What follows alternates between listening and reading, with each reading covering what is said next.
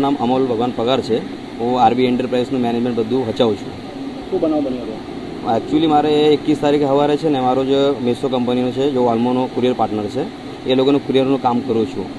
જે મારો ઓફિસમાં 2 વાગે આવેલી છે ને અજ્ઞાત લોકોએ આવી ગયેલા, જે કૃષ્ણકાંત યાદવ છે ને એને મોકલાવેલા છે.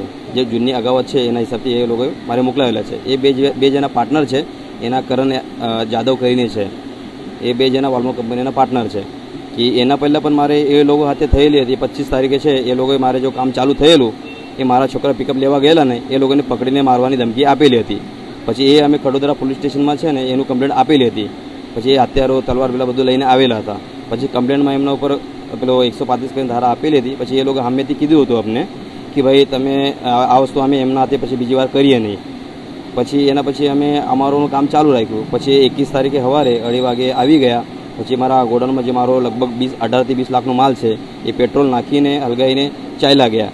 પણ એ બધું છે ને કૃષ્ણકાંત યાદવ અને એમનું પાર્ટનર છે કરણ જાદવ, જે ડિસ્ટાફમાં અત્યારે હાલમાં નોકરી કરે છે, એ લોકોએ બધું આ બનાવ કરેલું છે મળીને. હાલ તમે ક્યાં આવ્યા છો? અત્યારે અમે ઉધના પોલીસ સ્ટેશનમાં આવ્યા છે FIR કરવા માટે. પોલીસ પાસેથી શું માંગ રાખે?